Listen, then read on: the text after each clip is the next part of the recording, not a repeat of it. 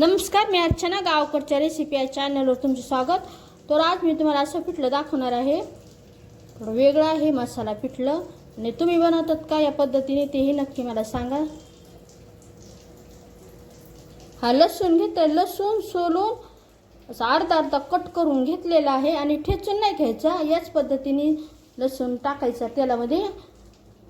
तुम्ही ठेचून टाकला तर जशी पाहिजे तशी चव येणार नाही. त्यामुळे या पद्धतीने लसूण असा बारीक करून घ्यायचा, सोलून बारीक करून घ्यायचा. आणि तुम्ही किती जास्त लसूण घेतला तरी हरकत नाही, कारण जेवढा लसूण जास्त असेल तेवढं खमंग असं पिठलं बनतं.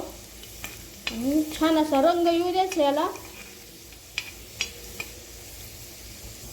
जुन्या पारंपरिक पद्धतीचं हे पिठलं आहे आणि ह्या लोखंडी तव्यावर जास्त चवदार लागतं बनवल्यावर. जसा पाहिजे तसा छान असा रंग आलेला आहे, खमंग असा सुगंध सुटलेला. गॅसची आच एकदम मंद करायची.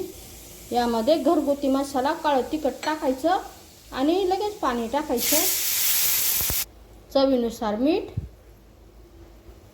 याला उकळी येऊ द्यायची. उकळी यायला सुरुवात झालेली आहे. बेसन पीठ घेतलेलं. उकळी आल्यानंतर गॅसची आच एकदम मंद करायची.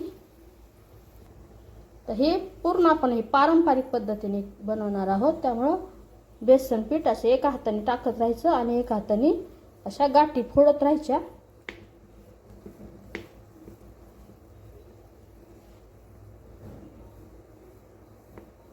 हे तयार झालेलं आहे. गॅस बंद केलेला. यावर बारीक कट केली कोथिंबीर.